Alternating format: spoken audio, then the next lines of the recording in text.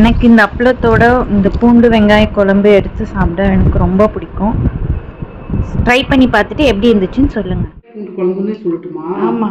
சரி, அடுத்து என்ன கொஸ்டின் கேட்பேன்? அதெல்லாம் நான் கேட்க மாட்டேன், அப்பப்போ கேட்பேன், நீ அப்பப்போ சொல்லு சரியா? இல்லைன்னா இது பண்ணிக்கலாம்.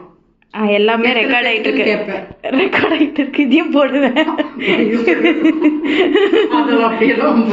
போடுவேன். சரி, போட்டினா நான் வரமாட்டேன். சரி, இப்ப என்ன குழம்பு செய்ய போறோம்? எத்தனை பேத்துக்கு அது நானே கேக்குறேன், நீ அப்ப பதில் சொல்லுமா, இப்ப சொல்லாதமா. இப்ப யோசனை பண்ணுமோ? அப்படி அதெல்லாம் இல்ல, இப்ப நீ பேசினதே எல்லாத்தையும் எடுத்து போடலாம், நீ போடு.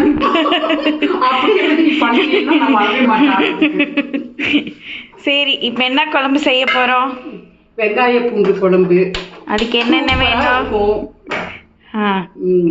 இப்ப அதுக்கு தேவையான பொருள்கள் என்ன சொல்லட்டும்? பொருள் என்னென்ன பொருள் சொல்லுங்க. அதுக்கு நம்ம என்னென்ன போடலாம்னு பார்க்கலாமா? ஆனியன் ஃபர்ஸ்ட் வந்து நீ யூஸ் பண்ணு. சொல்லுமா, அப்படியே கண்டினியூ பண்ணு. இது எத்தனை பேருக்கு வரும்? 6-7 பேர் சாப்பிடலாம். 6-7 பேர். ஓகே, ஃபர்ஸ்ட் வந்து சொல்லு. நீ கேளு. எத்தனை பேர்? இப்போ என்ன குழம்பு செய்ய போறோம்? வெங்காய பூண்டு குழம்பு இப்போ நம்ம செய்ய போறோம். அதுக்கு தேவையான அத்தனை ஐட்டமும் நான் இங்கே வச்சிருக்கிறேன். அதை வீடியோவில் நீங்கள் எல்லாம் பாருங்க எவ்வளோ. இது வந்து 6-7 பேர் சாப்பிடலாம். சொல்லுங்க. இது நான் தயாரிச்ச மசாலா பொருள், ஹோம்மேட் மசாலாஸ். இந்த குழம்புக்கு வேணுங்கிறது இதெல்லாமே தான் நம்ம போட போறோம். இப்போ நீங்க வச்சிருக்க மசாலாஸும் யூஸ் பண்ணலாம், ஆனா இதை யூஸ் பண்ணீங்கன்னா இன்னும் நல்லா இருக்கும், டேஸ்ட் இன்னும் நல்லா வரும், இன்னும் சூப்பரா இருக்கும். ஆயில் நான் ஊத்துறேன். இதுல ஆயில் கொஞ்சம் இருந்தால் தான் இந்த குழம்பே டேஸ்ட் கொடுக்கும். நீங்க ட்ரையா சாப்பிட்டாலும் டேஸ்ட் சூப்பராகவே இருக்கும்.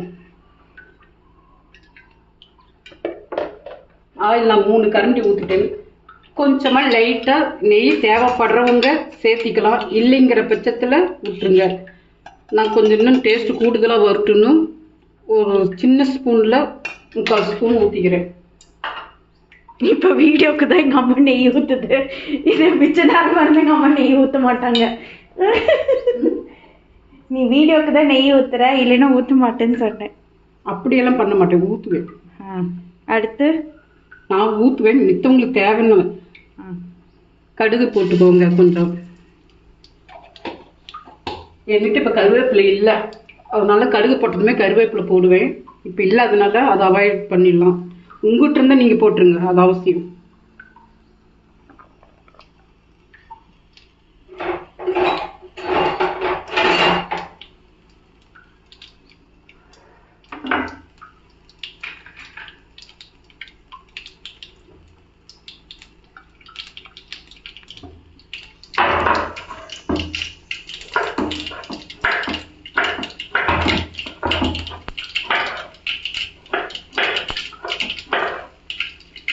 தக்காளி பழம் அதிகமாக 3 பழம் போட்டு புளி கம்மியாக ஊற்றி. அந்த தீது இல்லை கரெக்டாக இருக்குது, சத்தம் அடங்கணும். தக்காளி பழம் பூண்டு குழம்புக்கெல்லாம் அதிகமாக போட்டுக்கோங்க, புளி கம்மியாக பண்ணிக்கோங்க, அப்போ வந்து டேஸ்ட்டு நல்லாயிருக்கும். தக்காளி கம்மி பண்ணி புளி ஊற்றினீங்கன்னா அது வேறு மாதிரி டேஸ்ட் இருக்கும்.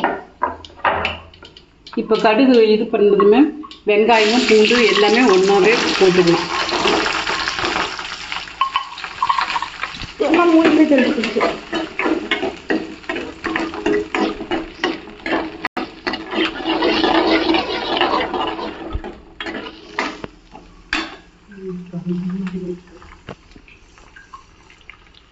யாருக்கெல்லாம் இந்த வெங்காய பூண்டு குழம்பு பிடிக்கும்னு கமெண்ட்ல சொல்லுங்க மறக்காம. இந்த குழம்பு பிடிக்கலன்னு யாருமே சொல்ல முடியாது, நீங்க செஞ்சு சாப்பிட்டு பார்த்து சொல்லுங்க.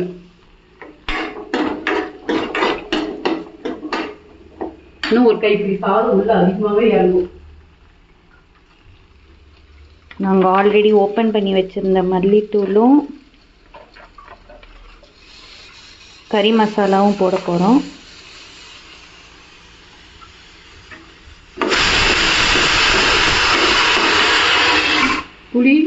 இந்த அளவுக்கு. இதில் நான் பார்த்து புளி இவ்வளோ போதும்னா விட்டுருவேன். ஃபுல்லாக வேணும்னாலும் அவங்க வந்து எவ்வளோ புளிப்பு சேர்த்துக்கிறீங்களோ அவ்வளோ நீங்கள் போட்டுக்கலாம்.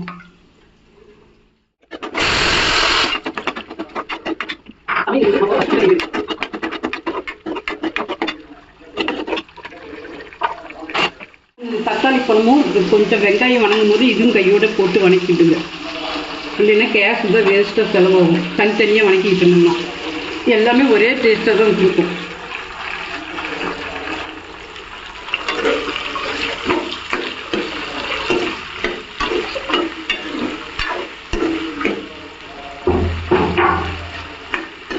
இந்த குழம்பு பொறுத்த வரைக்கும் இது நல்லா வெங்காயம் போட்டு நல்லா வணக்கின பிறகு இது தக்காளி பழம் போடணும் அப்படியெல்லாம் கிடையாது. எல்லாம் வெங்காயம் பூண்டு கொஞ்ச நேரம் வணக்கிட்டு தக்காளி பழமும் போட்டால் அட் டைமில் எல்லாம்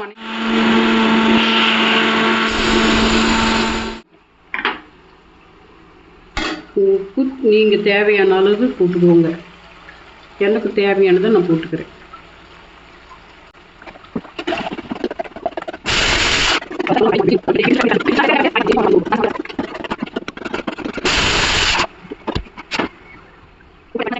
அடுத்து மசாலா போடலையா? இப்போ போடல, அது நல்லா வணங்கணும். நல்லா வணங்குங்க பிறகு மசாலா போடணும். இப்போ மசாலா போட்டால் மசாலா அரைக்கும் போதே நல்லா வறுத்து ஃப்ரை பண்ணி தான் போடுறோம். அப்படின்னா இதுலேயும் நல்லா வறுத்தா டேஸ்ட்டு நல்லா இருக்காது. மசாலா தேங்காய் புளிக்கருப்பு எல்லாம் இந்த அளவுக்கு வணங்கணுமா? ஃப்ரை ஆகிடுச்சு.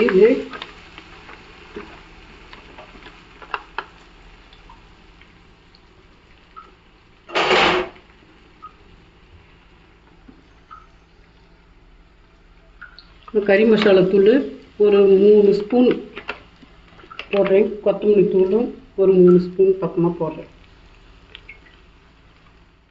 தேங்காய் கொஞ்சம் நைஸாகவே அரைச்சிக்கோங்க. கொஞ்சம் திப்பி திப்பியாக இருந்தால் வெங்காயம் பூண்டு வெங்காயம்லாம் தனியாகவும் தேங்காய் தனியாக திப்பி திப்பி பிரிஞ்சு வரும். தண்ணியாக தெரியும் குழம்பு. அது எல்லாமே மிக்சிங்காக தெரியாது. யாரோட வீட்டிலலாம் இந்த மாதிரி குக்கர் தண்ணி விழுவோம். எனக்கு இந்த மாதிரி விழுந்தா பிடிக்காது. இந்த பதத்துக்கு இது பண்ணிடுங்க. இந்த கெட்டி பதம் இருக்கும் தண்ணி. ஏன்னா ரொம்ப நேரம் கொதிக்க வேணாம். தேங்காய் போட்டு ரொம்ப கொதிக்கவும் கூடாது. ரொம்ப நேரம் கொதிக்க வேணாம். இது சும்மா ஒரு 5 கொதி வரும்போதே நம்ம ஆஃப் பண்ணிக்கலாம். இப்போ இந்த கன்சிஸ்டன்சி வந்த உடனே நம்ம ஸ்டாப் பண்ணிடலாம்.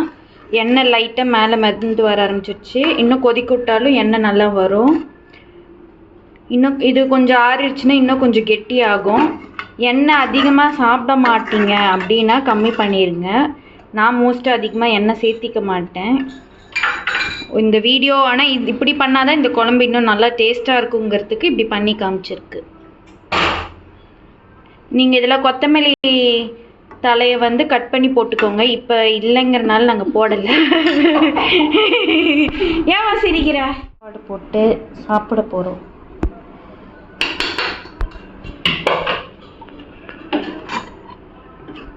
நாங்கள் இவ்வளோ வெங்காயம் ஆனியன் பூண்டும் போடணும்னா நாங்கள் நிறைய சேர்த்திக்குவோம். உடம்புக்கு நல்லதுங்கிறதுனால இது அதிகமாக சேர்த்திக்குவோம் வெங்காயமும் பூண்டும்.